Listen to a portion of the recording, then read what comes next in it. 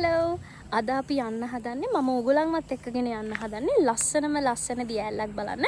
ඒක දිය ඇල්ලක් කියලා කිව්වට දිය ඇලි දෙකක එකතුවක් වගේ. ඒකේ නමත් එක්කම හරිම විශේෂ. අපි ගිහින් බලමු ඒක කොච්චර ලස්සනයිද කියලා. හොරණ බෝගහගාවින් දකුණු පැත්තට හැරිලා Google Maps බලාගෙන එන කෙනෙක් නම් කොළඹ මතුගම බුලත් සිංහල පාර දිගේ කෙලින්ම යන්න තියෙන්නේ. යන අතරමඟදී හම්බ වෙනවා බුදු කුටියකින් අපි පඳුරු දාලා ගමනට ආශිර්වාදය ලබාගෙන තමයි ඉස්සරහට ගියේ. Google Maps වලින් හරියටම දිය ඇල්ල ගාවටම යනකම් පාර පෙන්නනවා.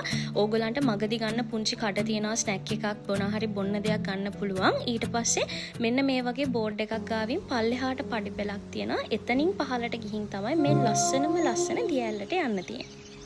අපි ගියේ වීකෙන්ඩ් එකක හින්දා එදා චුට්ටක් විතර ක්‍රවුඩඩ් දවසක්. හැබැයි මේ වගේ කොළපාට ලෝකයක් මැද්දෙන් දිය ඇල්ලේ සද්දය අහගෙන යනකොට හිතට දැනෙන සැනසීම සතුට මට වචන වලින් කියලා නිම කරන්න බෑ. මෙතන ඇත්තටම හරිම ලස්සන තැනක්, හරිම ලස්සන දිය ඇල්ලක්.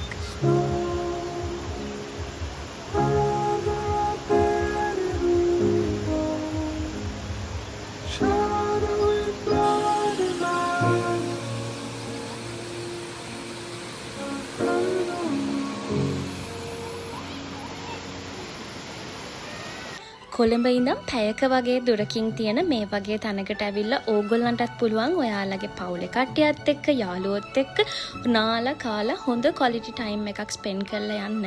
අනිත් එක මේ මිනි ඇල්ලේ තියෙන විශේෂත්වය තමයි මෙතන ලොකුවට වතුර ගැඹුරට නැති හින්දා පුංචි ළමයි එක්ක වුණත් ඇවිල්ලා හොඳට විනෝද වෙන්න පුළුවන් තැනක්. පුංචි දිය ඇලි ගොඩාක් එකතු වෙලා තමයිලු මේ දිය ඇල්ල හැදිලා තියෙන්නේ. ඒ හින්දා තමයිලු මේ දිය ඇල්ලට මිනි ඇල්ල කියලා විශේෂයෙන්ම නම දාලා තියෙන්නේ.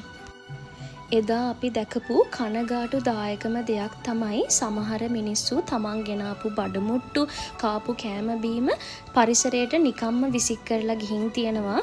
මේ වීඩියෝ එක බලන ඔයාලත් කවදා හරි මෙතනට ගියොත් තමන් ගෙනිච්ච බඩු ටික ආපහු ගෙදර අරන් එන්න අමතක කරන්න එපා. ඒක අපි මේ සෝබා දහමට කරන ලොකු උපකාරයක් වෙයි කියලා මම හිතනවා.